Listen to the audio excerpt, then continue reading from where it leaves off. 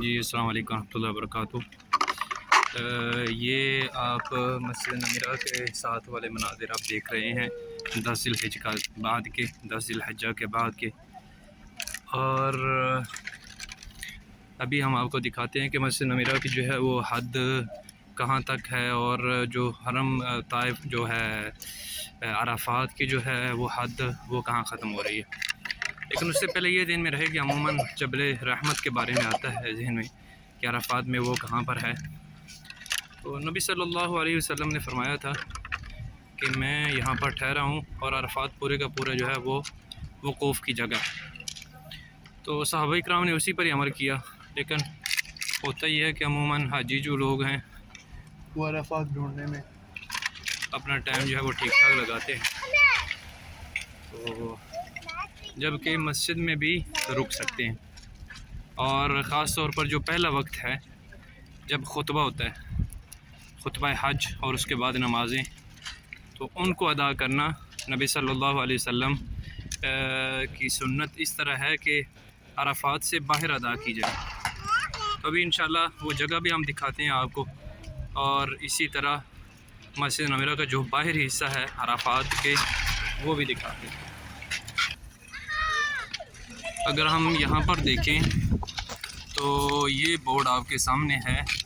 اور اس میں واضح نظر آ رہا ہے کہ مزدلفہ 5.5 کلومیٹر اور مینا جو ہے،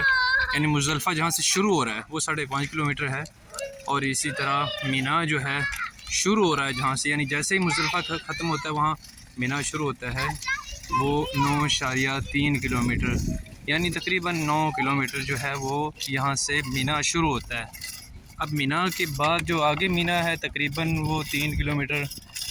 وہ اس کے بعد ہے، یعنی کہ جمرات کی جو کنکریاں وہ یعنی کہ شیطان۔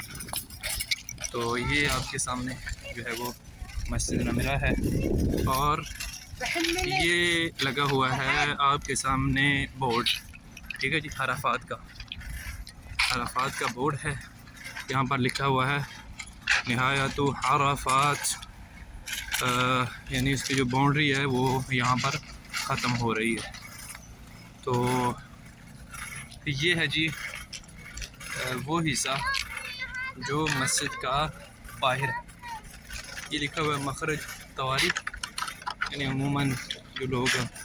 شروع میں آتے ہیں اس وقت یہ دروازہ کھلتا ہے، اور اس کے بعد پھر یہ 1 نمبر دروازہ ہے ساتھ ہی اس کے۔ لے جی یہ وہ جگہ آپ پہنچی جو کہ یہاں سے عرفات کی جو حد ہے وہ ختم ہو رہی ہے،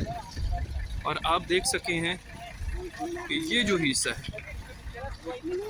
یہ اگر عرفات کی حد ختم ہو رہی ہے تو یہ حصہ اس کا یہ سمجھ لے کہ یہاں سے جو آگے حصہ ہے یہ تقریباً جو اب اسکرین پر آپ کو واضح نظر آ رہا ہے یہ اس کے باہر ہے، یہ والا۔ تو یہاں پر مسجد نمیرہ میں امام خطبہ حج بھی دیتا ہے، اور اسی طرح دونوں نمازیں جمع اور قصر کر کے پڑھاتا ہے، اور رسول اللہ صلی اللہ علیہ وسلم کی اقتداء بھی یہ ہے کہ نبی صلی اللہ علیہ وسلم پیچھے رکے تھے اور وہاں آرام بھی کیا تھا، پھر اس جگہ پہنچے، اور یہ ہے وادی ارنا۔ تو یہاں پر نبی صلی اللہ علیہ وسلم نے خطبہ دیا حدود عرفات سے باہر، اور پھر دونوں نمازیں پڑھائی۔ جب نمازیں پڑھا چکے تو پھر نبی صلی اللہ علیہ وسلم واپس چلے گئے، یعنی پیچھے چلے گئے آخر میں، عرفات کے آخر میں جہاں پر جبل رحمت واقع ہے۔ تو جبل رحمت جو ہے اگر انسان نہ جا سکے تو اس میں کوئی حرج کی بات نہیں، جہاں جس جگہ موقع ملے وہاں پر انسان بیٹھ سکتا ہے۔ اگر ہم تھوڑا سا آگے جا کر دیکھیں گے تو واضح طور پر ہمیں نظر بھی آ جائے گا کہ یہاں پر یہ واقعی مسجد ختم ہو رہی ہے، اور یہ دیکھیے یہاں پر عرفات کی حد جو ہے وہ ختم ہو رہی ہے۔